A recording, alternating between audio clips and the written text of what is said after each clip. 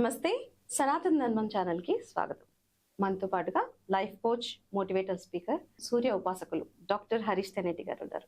ఆయనతో మాట్లాడతాం.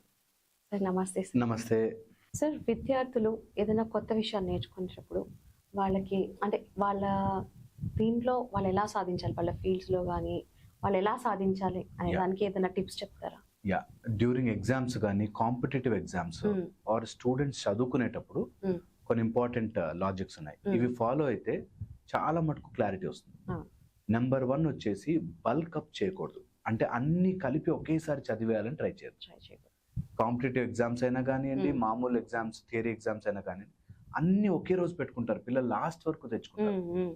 అసలు చాలా ఈజియెస్ట్ మెథడ్ ఏంటంటే, నీకు సపోజ్ 300 పేజీల పుస్తకం, ఓకే, దాన్ని ఎంత షార్ట్ బిట్స్ చేయగలవు అంటే 3 పేజెసా, 4 పేజెసా, అట్లా డివైడ్ చేసుకోవాలి. ఎన్ని రోజులు ఉంది divided by that number of pages. Okay, 4 pages per day వచ్చింది అనుకోండి. 4 సబ్జెక్ట్స్ ఉన్నాయి ఆర్ 5 సబ్జెక్ట్స్, 6 సబ్జెక్ట్స్ ఉన్నాయి. 6 into 4 డైలీ 24 పేజెస్ చదవాలి అనేది మైండ్ లో ఈజీ అయిపోతుంది. ఇంత బుక్ చదవాలి కంటే ఇన్ని పేజీలు చదువుకోవాలి, ఈజీ అనిపిస్తుంది. అది మిడిల్ ఆఫ్ ది ఇయర్ కూడా స్టార్ట్ చేయండి. 6 months ఉన్నాయి, divided number of days divided by ఎన్ని పేజీలు అని చేసుకుంటే ఈజీ అవుతుంది. ఫస్ట్ మైండ్ లో నేను ఇది ఈరోజు ఫినిష్ చేయాలి. ఇప్పుడు సపోజ్ 4 పేజెస్ ఫినిష్ చేయాలి. 4 పేజీలు ఈజీ అయిపోతుంది. 1 పేజెస్.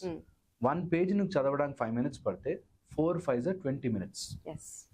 జీవితంలో ఈ ప్రణాళిక వేసుకోకుండా చదువుతారు చాలా మంది.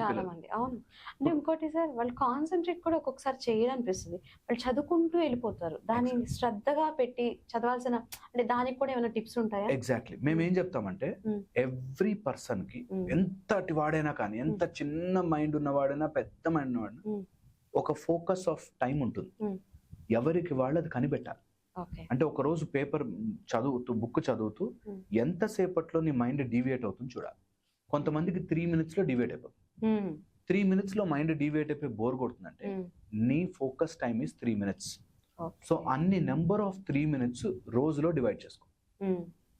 అది తీసుకోవచ్చు కదా. సో నాకు 3 minutes కంటే ఎక్కువ ఫోకస్ కూర్చుని చదవలేకపోతున్నాను అని మరి తెలిసాక, మార్నింగ్ 6 o'clock నుంచి 7-7:30 లోపల 3 ఒక 4 slots పెట్టుకుంటా. 6 to 6:03, 6:15 to 6:18 అట్లాగా ఒక 4 slots పెట్టుకోవాలి. ఆ 4 slots అటు ఇటు తిరిగాడు వచ్చి కరెక్ట్ గా 6 కూర్చుంటే 6:03 వరకు ఆ పేజ్ ఫినిష్ అయిపోవాలి. ఓకే, సో కాన్సంట్రేషన్ ఆ టైంలో ఆ 3 minutes ఉంటది కాబట్టి అలా పెట్టుకోవాలి. Everybody is different. ఎవరైనా ఎలాగైనా సరే ఒక్కొక్కల మైండ్ సెట్ ఒక్కొక్కలా ఉంటుంది. దాన్ని పట్టుకోక చాలా మంది అట్లా బుక్ ముందు ఉంటారు. Time waste. అండ్ రోజంతా ఎలా ఫీల్ అవుతారు, రోజంతా చదువుతూనే ఉన్నా కదా. పేరెంట్స్ ఏమనిపిస్తుంది, రోజంతా పుస్తకం కూర్చున్నాడు అనిపిస్తుంది. పిల్లలకి ఏమనిపిస్తుంది, రోజంతా పుస్తకం పట్టుకోమంటారు ఏంటి అనిపిస్తుంది.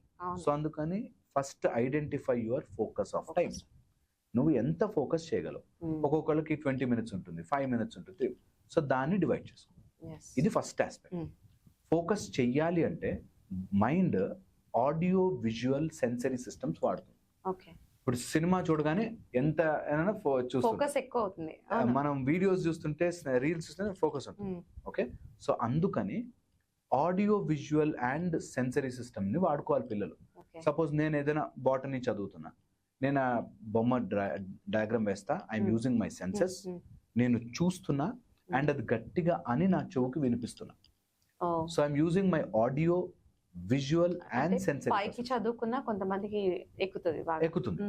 సో అలాగా 2-3 times నేను ఆడియో విజువల్ సెన్సరీ సిస్టమ్స్ ని వాడుకుంటా. ఇది నా లైఫ్ నేను మార్చుకోవాలి అని పిల్లలకు వచ్చిన రోజు వాళ్ళు చేసేస్తారు.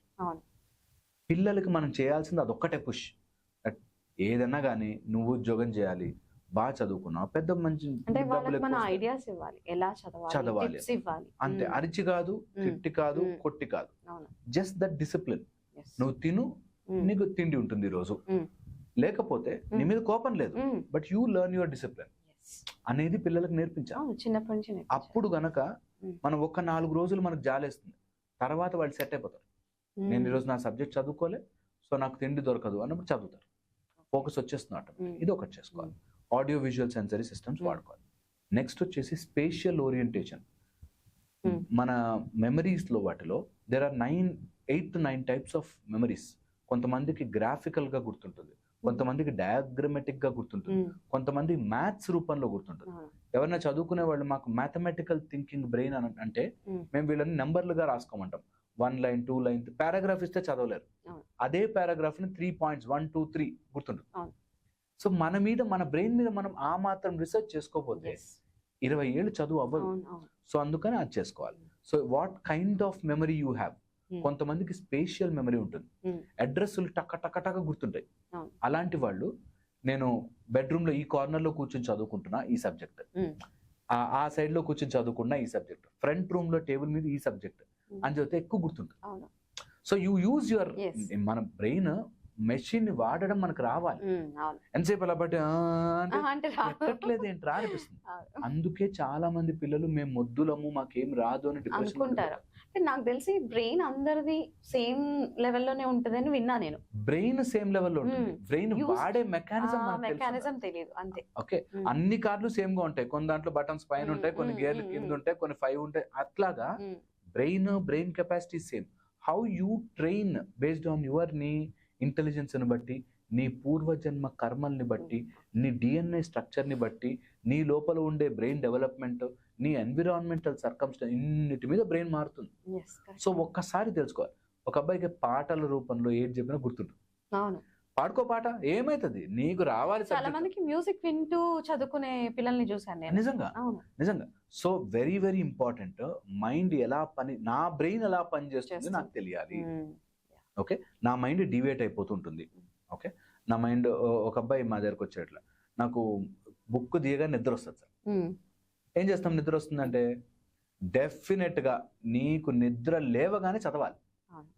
ఎందుకంటే మళ్ళీ నువ్వు ఒక అరగంట 1 అవర్ గ్యాప్ ఇచ్చి నువ్వు మళ్ళీ నిద్ర వస్తుంది.